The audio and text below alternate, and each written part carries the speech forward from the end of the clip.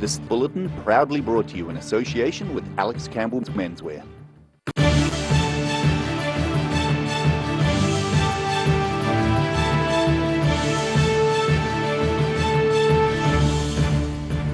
Tonight on the South Today, Anzac commemorations were held around the nation with a huge crowd at Dunedin Cenotaph for the dawn service. The changing of the seasons from summer to autumn was celebrated in colourful style in Arrowtown. And an historic gun has been restored in central Otago, converting it from a static museum piece to a functional display weapon.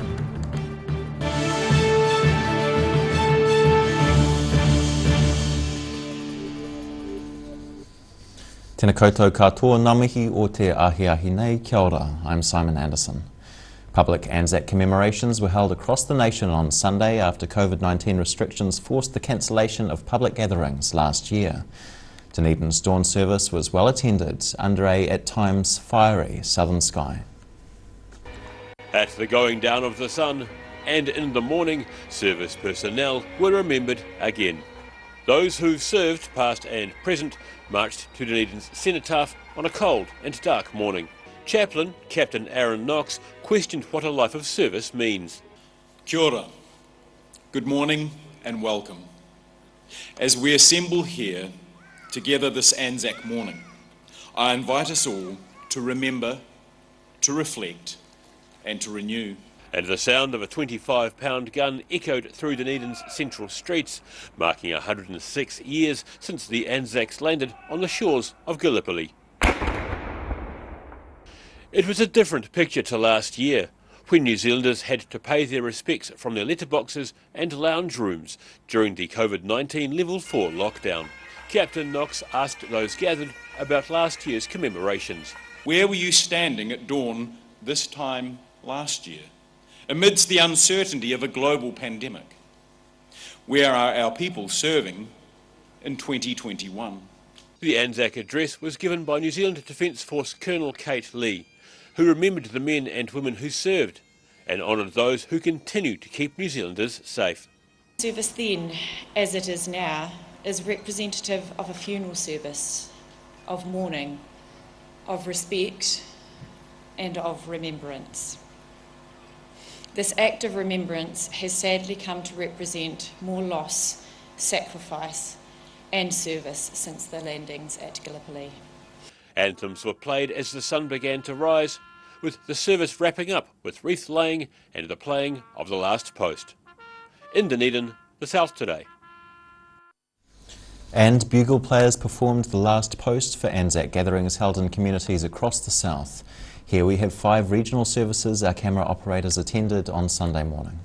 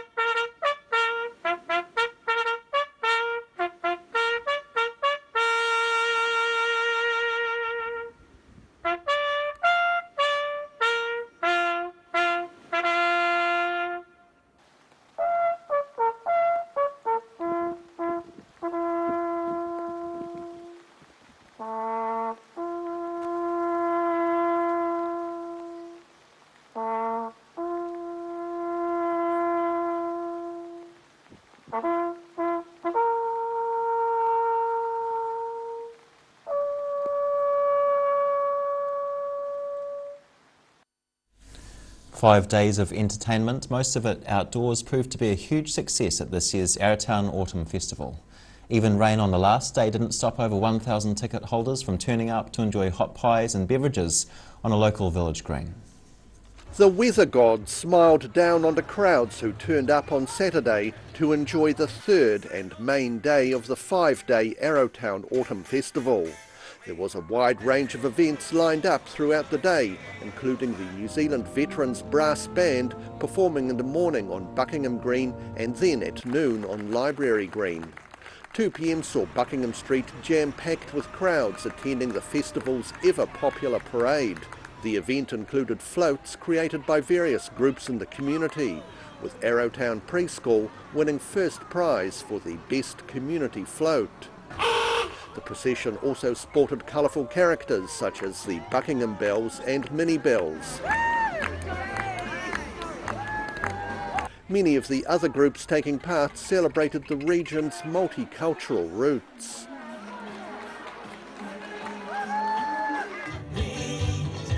And there was plenty of street entertainment, including regular Arrowtown entertainers, Bourbon Saar.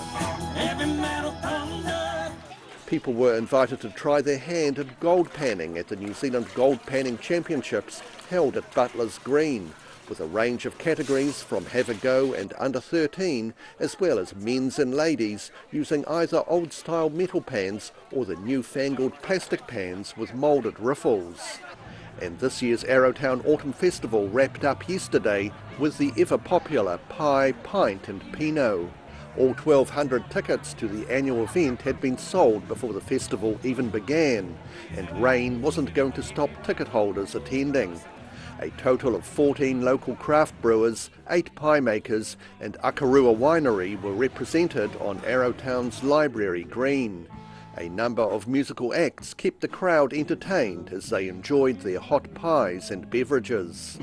In Arrowtown, the South today. Former Dunedin Mayor Dave Cull has died following a battle with pancreatic cancer at age 71. Mr Cull was diagnosed in October last year and received chemotherapy treatment. He'd been diagnosed with a tumour on his pancreas in early October and told the ODT he knew then he was facing a tough journey. Cull spent about 5 weeks in hospital earlier this year before being discharged in March, spending 4 nights at the Otago Community Hospice in Dunedin before returning home. He served 3 terms as mayor, first elected in 2010, and decided not to seek re-election in 2019. Later that year, he was elected to a position on the Southern District Health Board. He is survived by his wife, Joan Wilson, 2 daughters and 4 grandchildren. For many years, a gun on display outside the Alexandra Clyde Returned and Services Association was a purely decorative feature. The South Today spoke to the engineer who utilised his engineering skills to restore the gun. Well, it's a 25-pound field gun. It was made in 1940, that one, I believe. It was part of the New Zealand Army, obviously. And it was given to the Alexandra Clyde RSA, oh goodness me, 20 years ago, I guess, as a display unit. And as normal, the Army would weld everything up so it could never be used again. But being an engineer type person that I am, I made it work again. And we use it on special occasions such as this. And we load our own blank shells with it. And it's quite difficult to get hold of shells. We've sort of we need some more, obviously, but we just load our own shells, and we use it for Armistice Day, and the odd funeral of our past soldiers. We use it for a bit of a salute to them, and yeah, it just makes a lot of noise around the town, and we sort of like boys with their toys, really. Still to come on the South Today, we catch up with some Taieri trains, and we've got some of the weekend's action from Dunedin's club rugby scene. Ka kite a konei.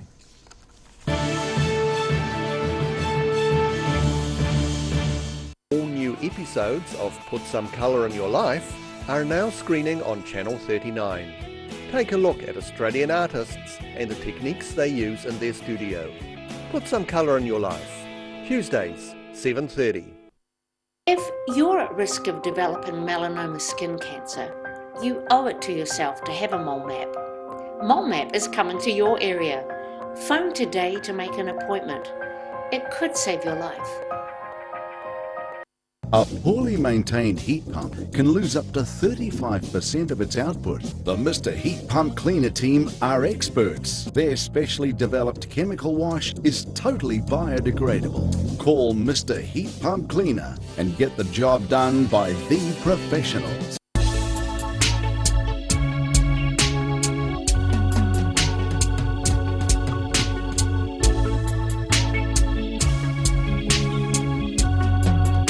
What have you got? Okay. Chicks World, party time, excellent. Love it.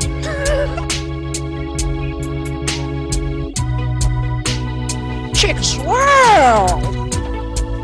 Chicks World. Ah, TV, our favourite babysitter. But it can be tough keeping up with what our tamariki are watching. Luckily, the Broadcasting Standards Authority has made some smart changes to the classification labels. Ooh! Plus changes to the time of day certain rated shows will air, and awesome new parental lock features, meaning your babysitter's job is safe. Find out more at safeviewing.co.nz.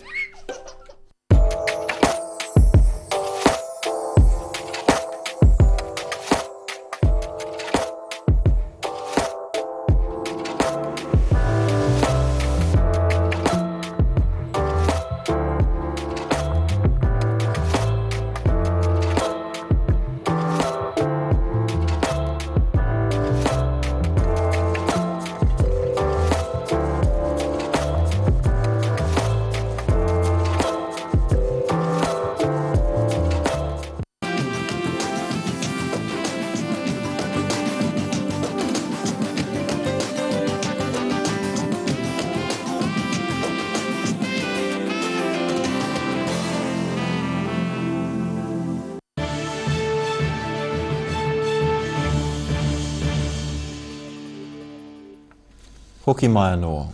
The Taieri Gorge railway line could become part of a new train tour featuring historic railways across the South Island.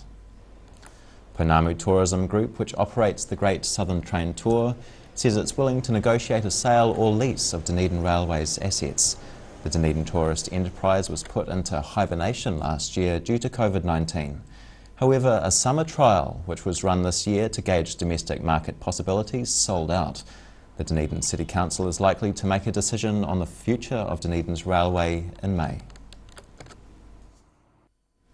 Proposals to improve the water quality in Dunedin's Tomahawk Lagoon are likely to be welcomed by a community worried about the struggling urban wetland. During the past 6 years, the Community Board had lobbied the Otago Regional Council to do more for the health of the lagoon.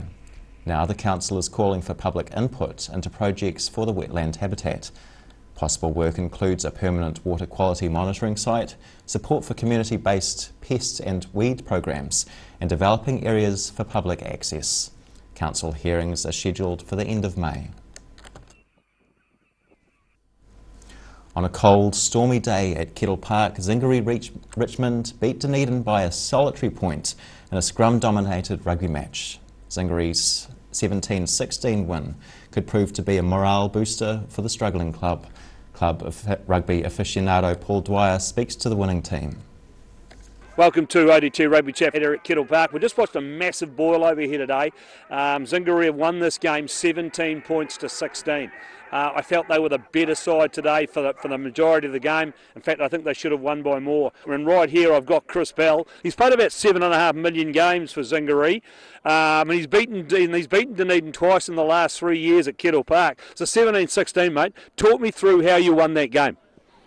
Grit and determination, mate. It's 80 minutes of just absolute grit and determination. When you come out against a side like that, against the Sharks, mate, you've got to give it all for 80.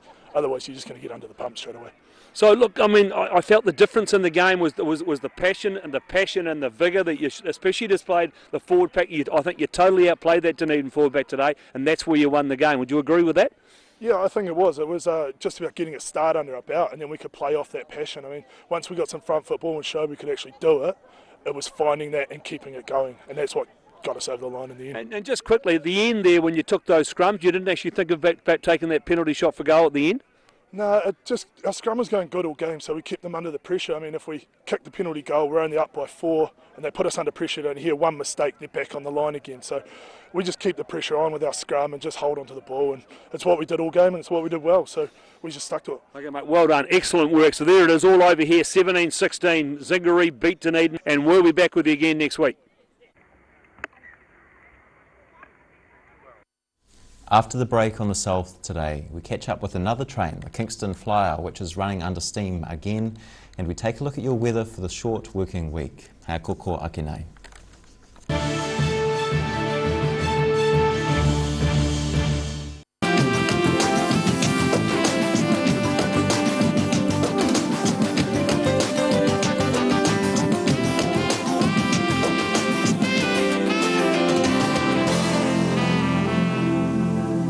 MTF Finance can help you turn the key on your next vehicle with a loan made just for you. TCs and lending criteria apply.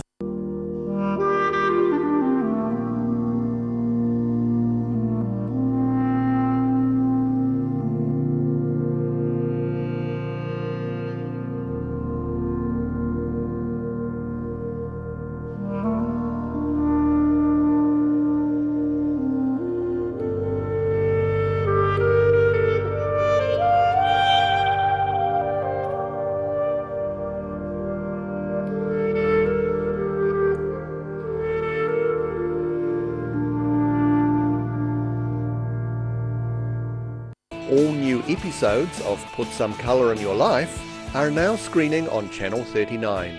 Take a look at Australian artists and the techniques they use in their studio. Put Some Colour in Your Life, Tuesdays, 7:30.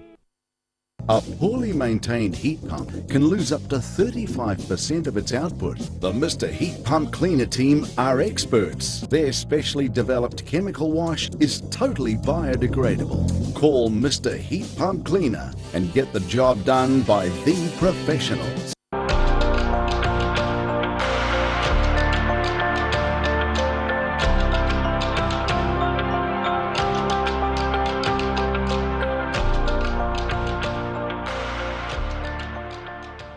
If you're at risk of developing melanoma skin cancer, you owe it to yourself to have a mole map.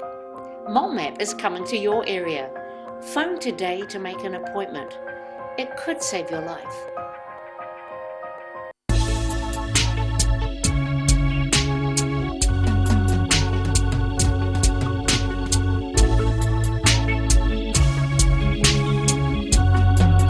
Hey, what have you got? Okay. Chicks World, party time, excellent. Love it.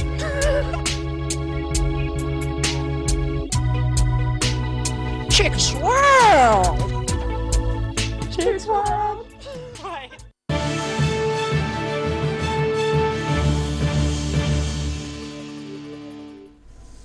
Hoki mai anō. The tourist train, the Kingston Flyer, performed its first passenger trip today after a break of more than 8 years. The Flyer, named for a passenger train service that began in 1878, operated off and on as an attraction between Kingston and Fairlight. In 2011, it was revived after restorations costing more than $1 million. But it ran for only 2 summers and was mothballed until investors bought the train and associated land and buildings in 2017. The Flyer is now set to be part of a South Island tourist rail trip featuring historic locomotives.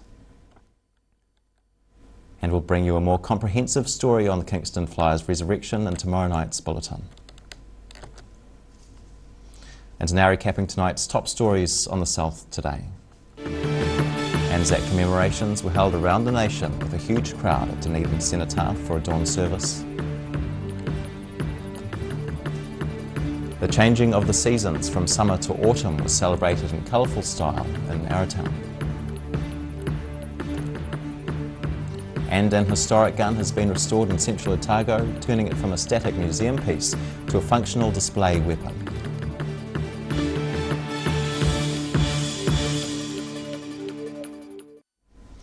And now for a look at what's happening in tomorrow's ODT, we welcome Craig Page with us this evening. Kia ora, Craig. Good evening.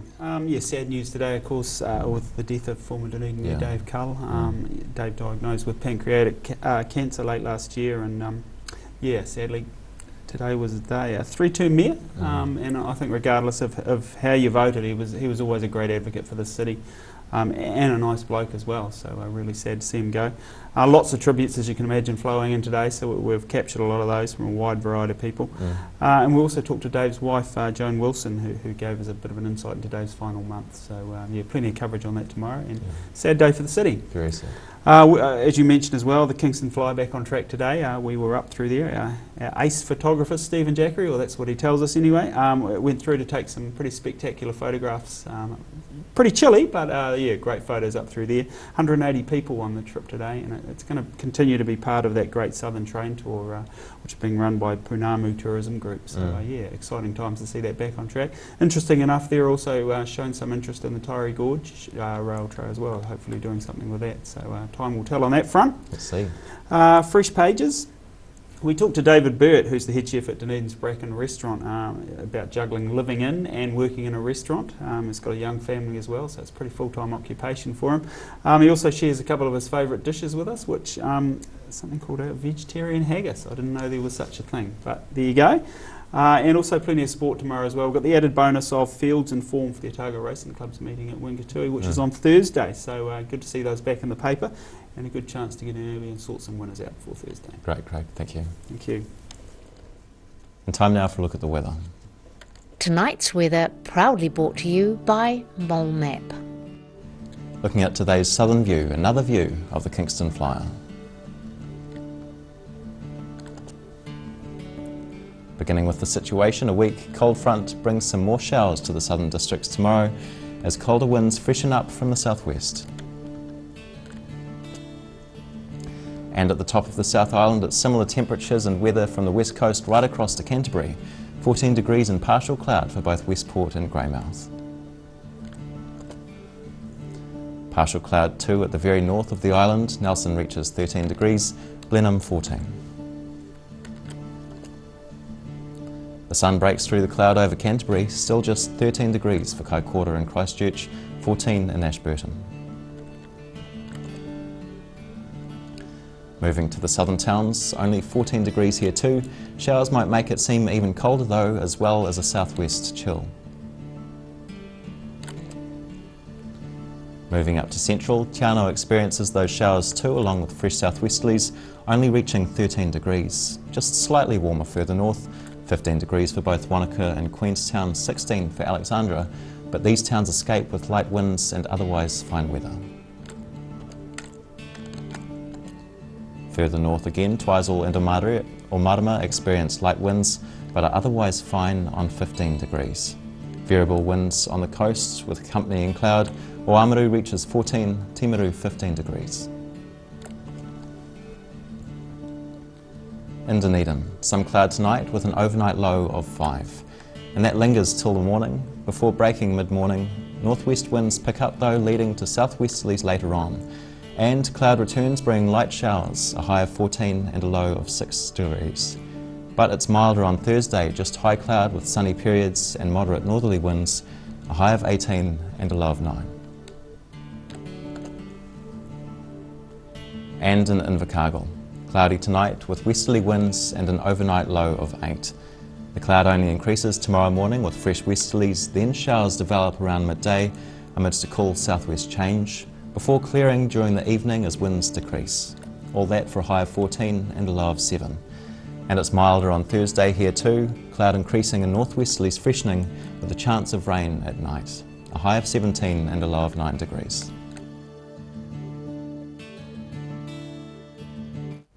And that's the news this Tuesday. For the latest news from the southern region, head online to odt.co.nz and follow Channel 39 on Facebook and YouTube. Nō reira kia pai te pō. Ka kite anō.